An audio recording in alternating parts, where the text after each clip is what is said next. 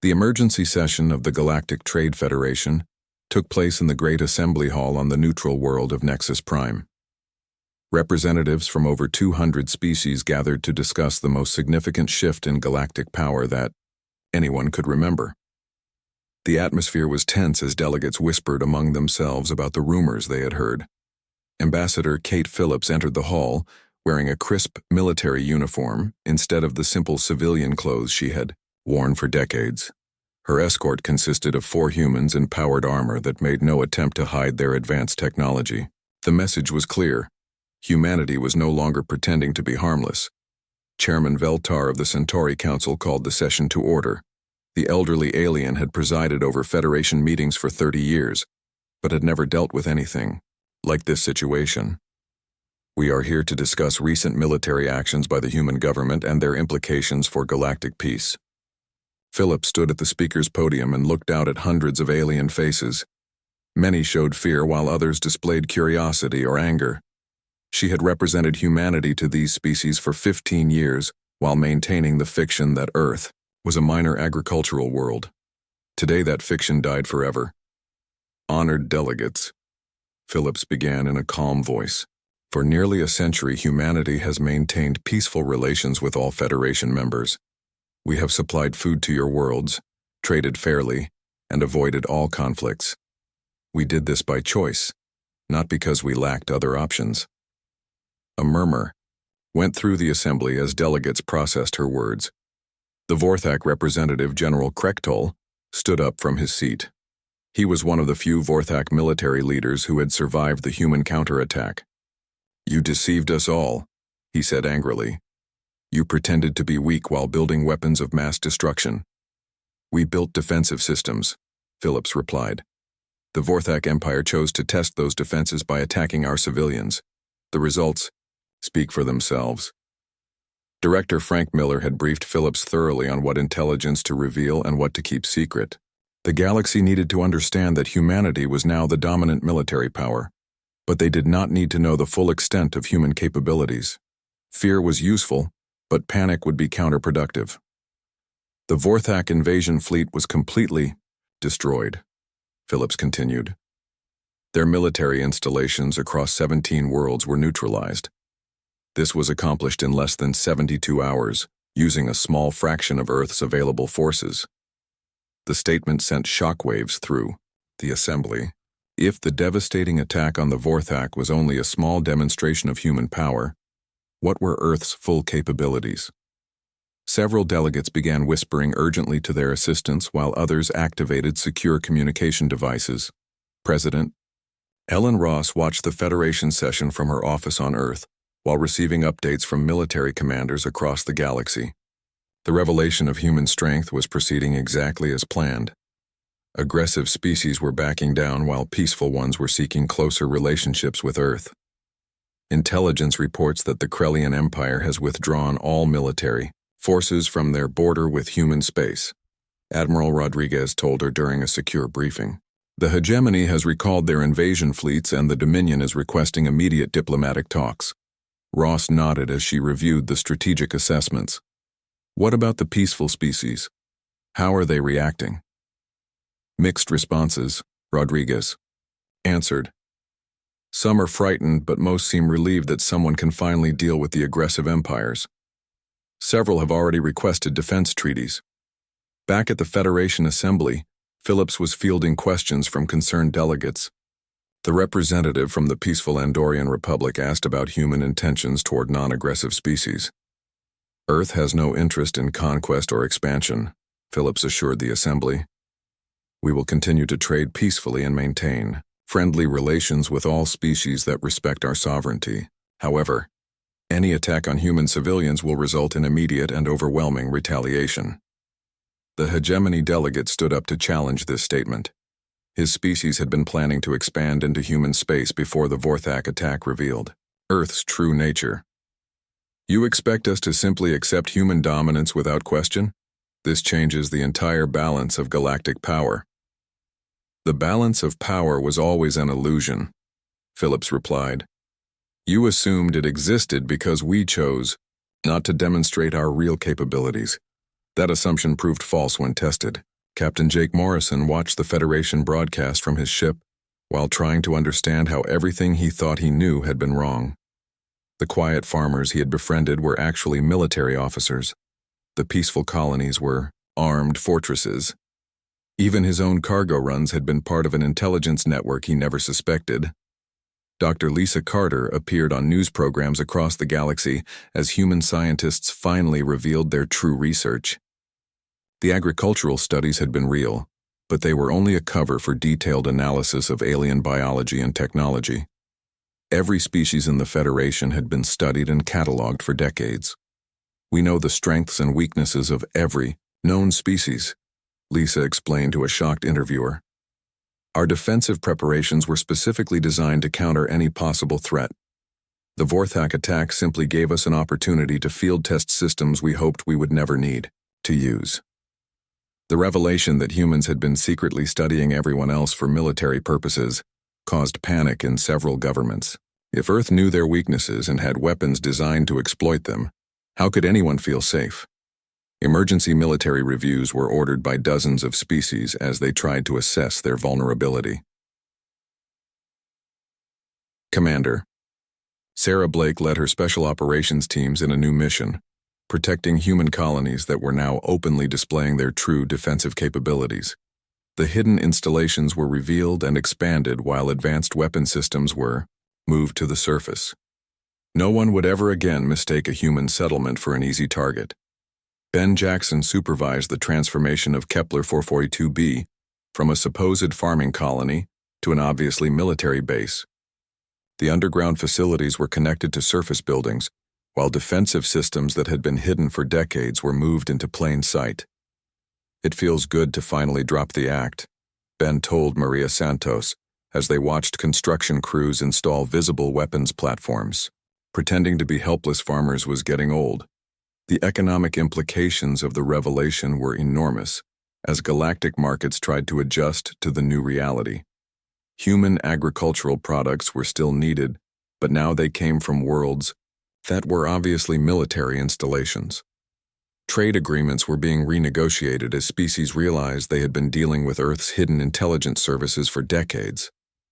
Ambassador Phillips concluded her presentation to the Federation with an offer that was both generous and threatening. Humanity will assume responsibility for maintaining galactic peace. Aggressive species that threaten peaceful worlds will face the same fate as the Vorac Empire.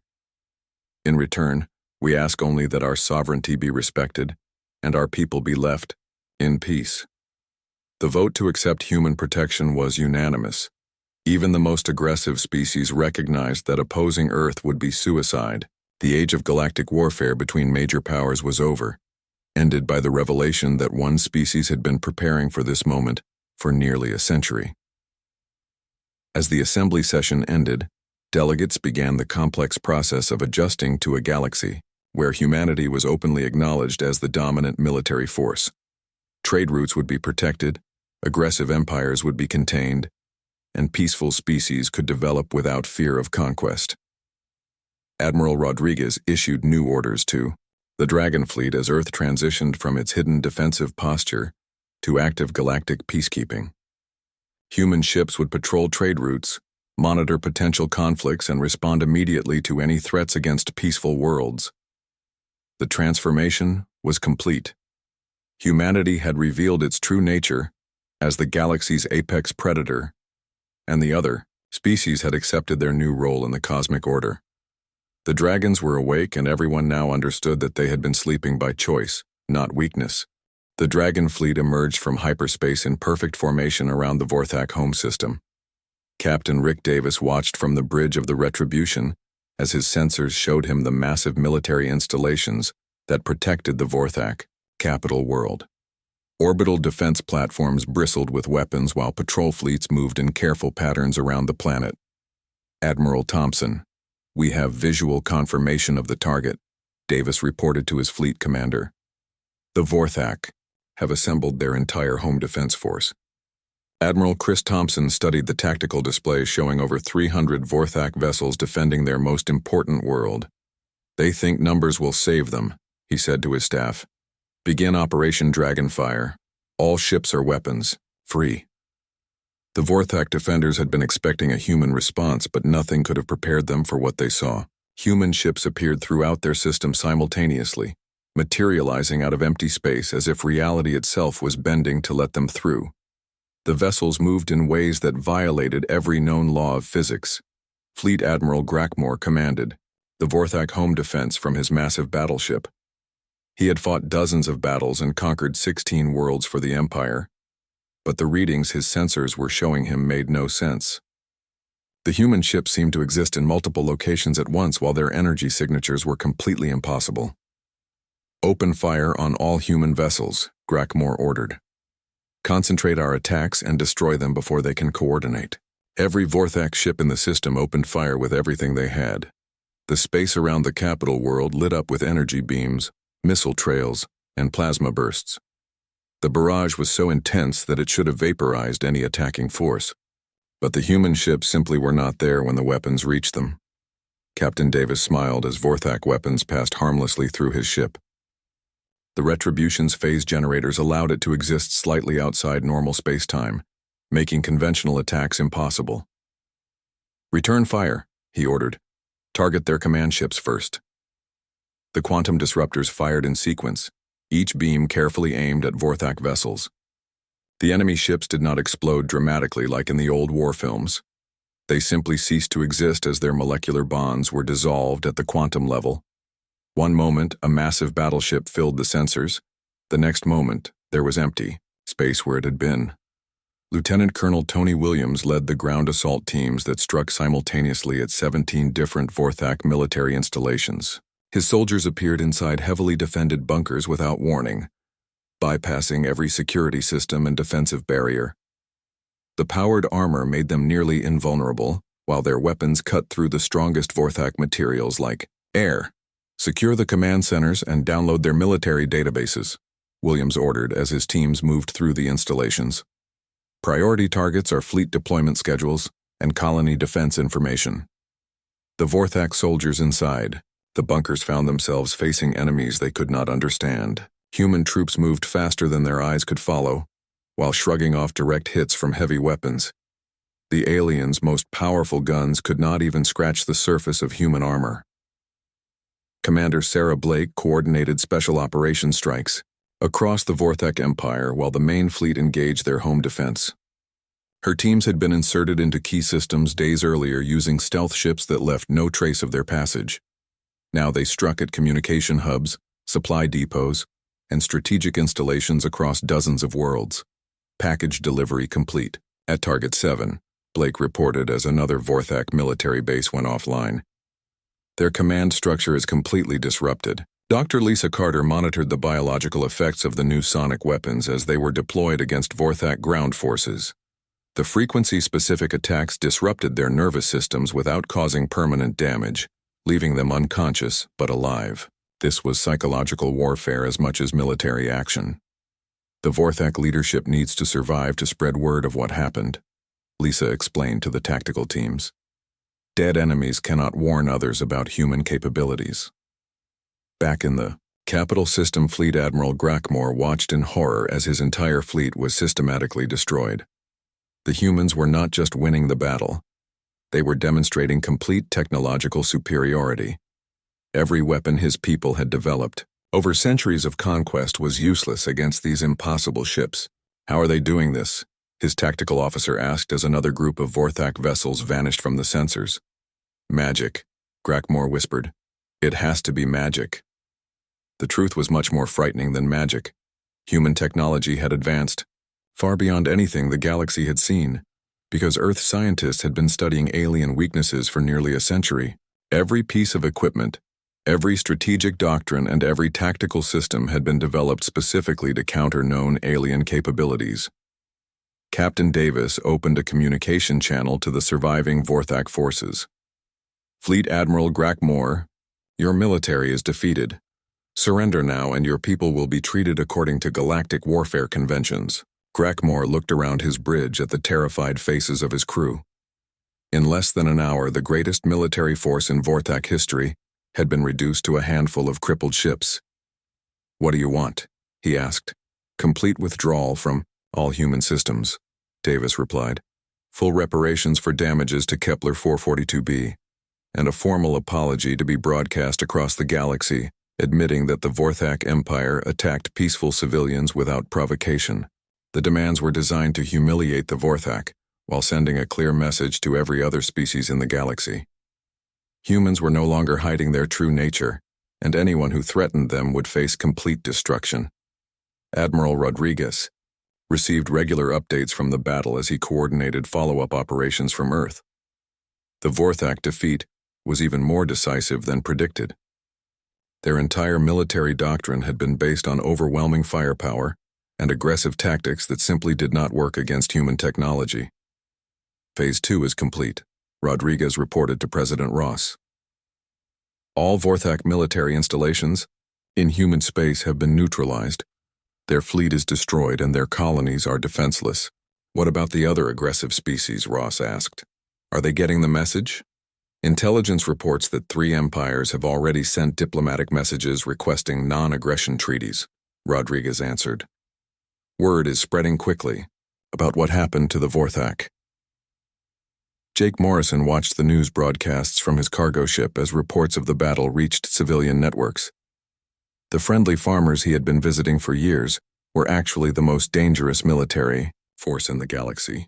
Everything he thought he knew about humanity was wrong. The Galactic Trade Federation held emergency sessions as member species tried to understand what the revelation of human military power meant for galactic politics.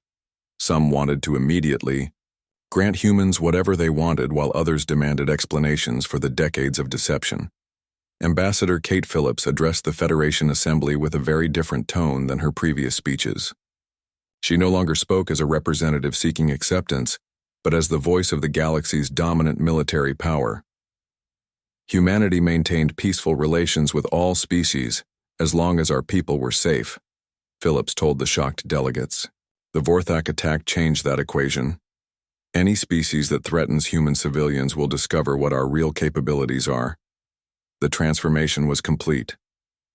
In less than 72 hours, humanity had gone from being seen as harmless farmers to being recognized as apex predators. The galaxy would never view humans the same way again, and every aggressive species now understood that challenging Earth would be the last mistake they ever made. Admiral Sam Rodriguez stood in the war room beneath Earth's surface, surrounded by screens showing star maps and fleet positions. The room was massive, with hundreds of officers working at control stations. This facility had been hidden from alien visitors for nearly a century, while humanity prepared for the day when their peaceful facade would no longer be necessary.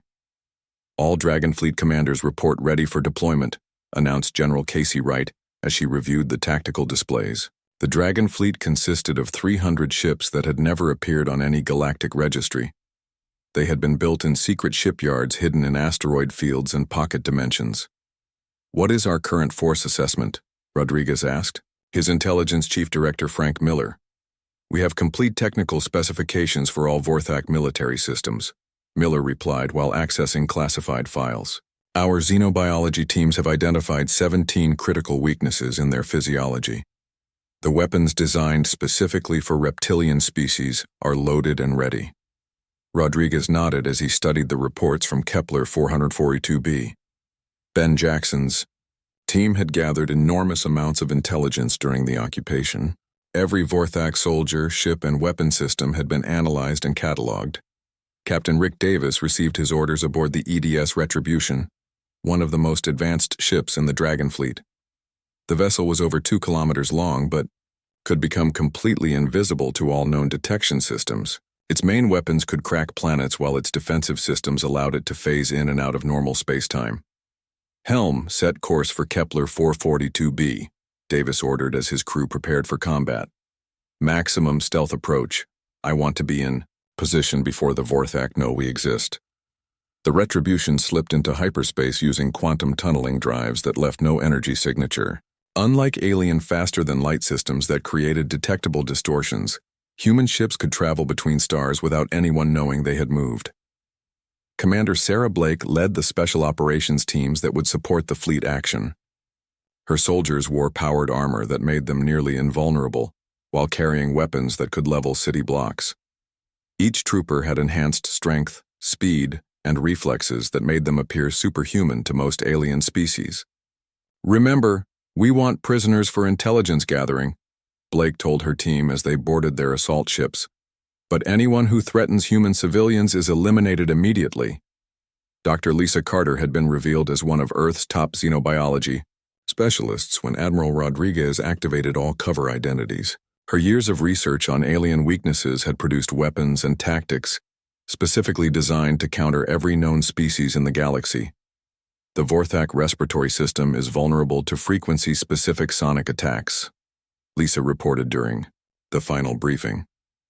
Their armor has weak points at the joint connections, and their communication implants can be disrupted with targeted electromagnetic pulses. President Ellen Ross addressed the nation from her secure bunker as Earth's military prepared to reveal itself. "For nearly a century we have pretended to be simple farmers and traders," she said to the cameras. "Today that pretense ends. The galaxy will learn that humanity is not prey." The first phase of Operation Dragon's Wake began with intelligence strikes against Vorac communication networks. Human agents who had been embedded in alien governments for decades activated sleeper protocols. Vorac military commands across their empire suddenly found their secure channels compromised and their strategic plans exposed. General Zektar was reviewing occupation reports when his ship's sensors detected an impossible reading. 12 human vessels had appeared around his fleet without triggering any alarms. The ships were massive and seemed to bend light around them in ways that hurt to look at directly. "Where did they come from?" Zektar demanded as his bridge crew scrambled to respond. "How did they get past our sensors?" Captain Rick Davis opened a communication channel to the Vorac flagship. His voice was calm and polite, much like the farmers that Zektar had been expecting to terrorize. "General Zektar, this is Captain Davis of the Earth Defense Ship Retribution," he said. "You have attacked a human colony and killed human civilians. Surrender immediately or face the consequences." Zektar laughed at the demand. Even with 12 ships, the humans were outnumbered. His fleet had sophisticated weapons and experienced crews. "Humans do not make demands of the Vorac Empire," he replied. "You will surrender or be destroyed." "I was hoping you would say that," Davis answered. The Retribution fired a single shot from its main quantum disruptor. The beam struck the largest Vorac destroyer, and the ship simply stopped existing. It did not explode or break apart. Every atom in the vessel was simultaneously converted to energy and dispersed across space. 800 Vorac crew members vanished in an instant. The remaining Vorac ships opened fire with everything they had. Plasma cannons, missile salvos, and particle beams struck the human vessels with enough force to destroy any known ship. But the human ships phased through the attacks as if they were ghosts. The Vorac weapons hit nothing but empty space. "Impossible," Zektar whispered as he watched his fleet's most powerful weapons pass harmlessly through the enemy ships. Admiral Chris Thompson coordinated the battle from his command ship, while the Dragon fleet demonstrated capabilities that redefined what space combat meant. Human vessels moved through solid matter, appeared in multiple locations simultaneously, and fired weapons that ignored conventional physics.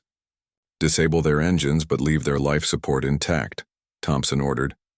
"We want them alive to spread the word about what they have seen."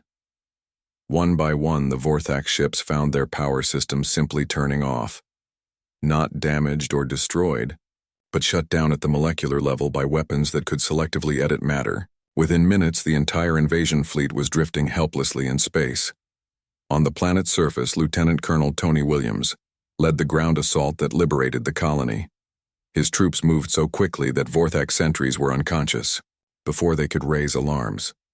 The powered armor made each human soldier nearly indestructible, while their weapons cut through Vorac defenses like paper.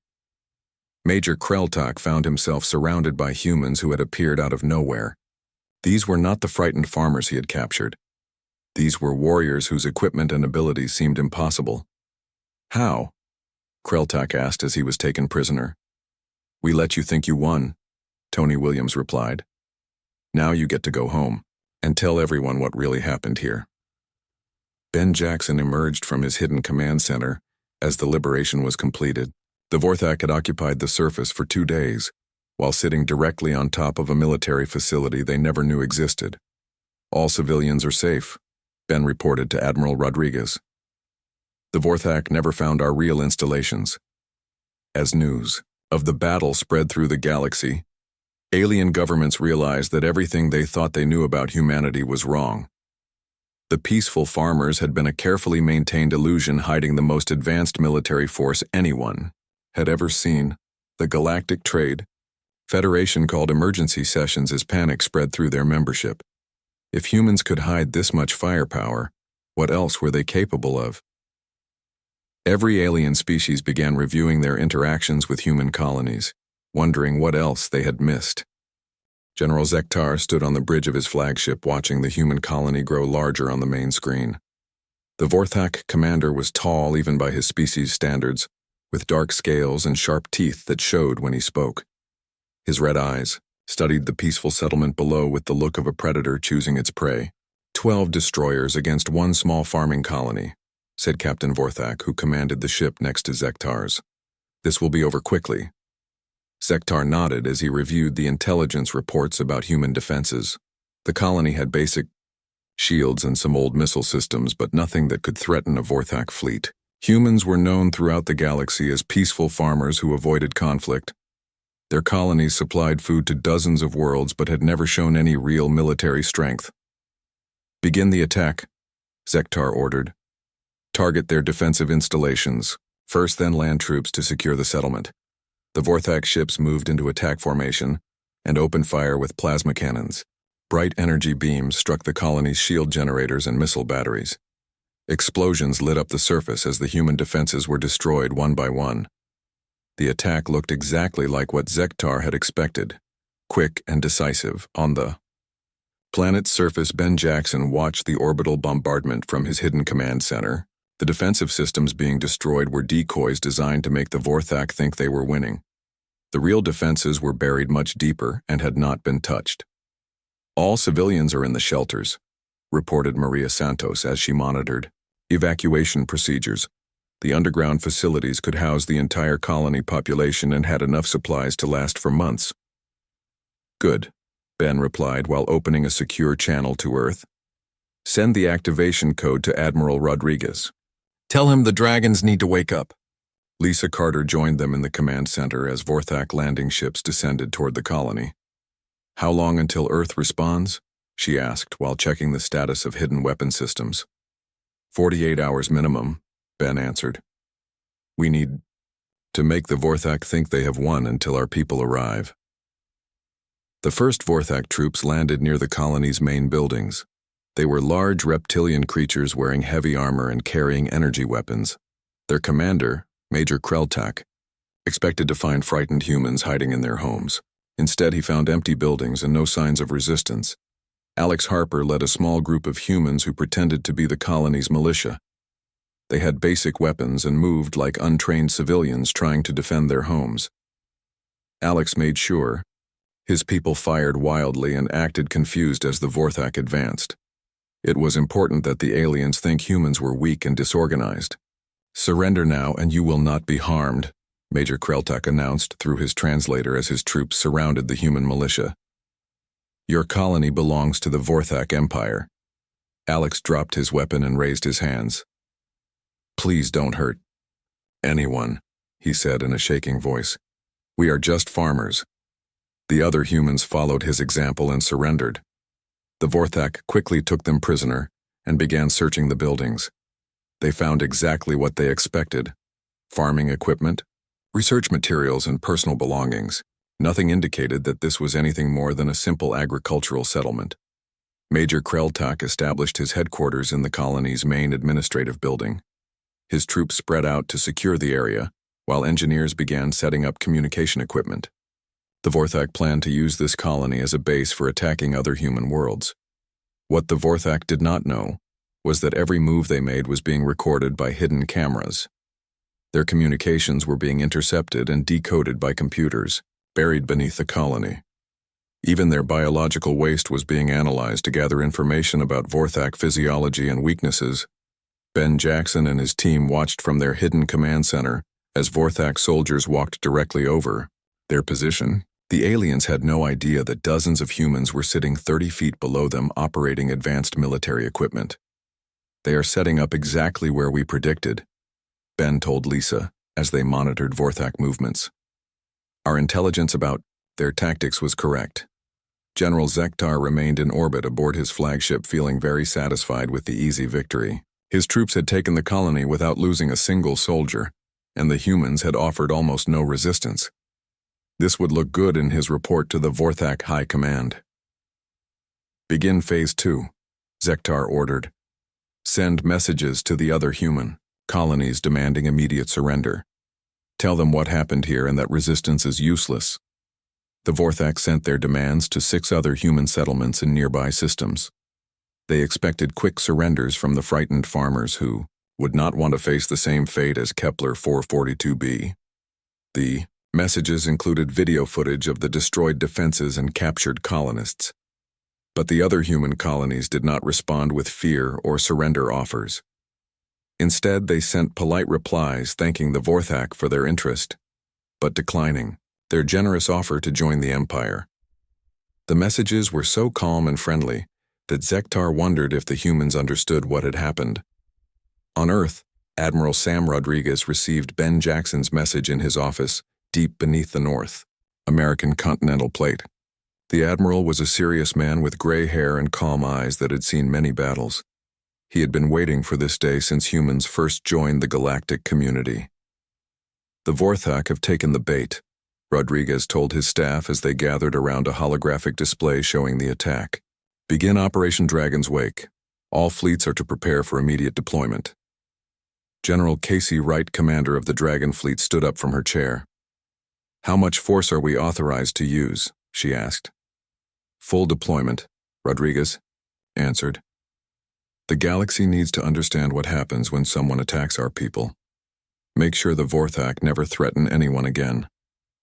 Back on Kepler 442b, the Vorthak continued their occupation, believing they had achieved a great victory. Major Kreltak toured the research facilities while his engineers studied human farming techniques. Everything seemed normal and peaceful. Alex, Harper, and the other captured humans were kept in the colony school building under light guard. The Vorthak saw no reason to watch them closely since humans were not known for violence or escape attempts. This gave Alex's team perfect opportunities to observe their captors and gather intelligence. "They are exactly as predicted," Alex whispered to another prisoner during their evening meal. "Overconfident and careless. When our people arrive, this will be over very quickly."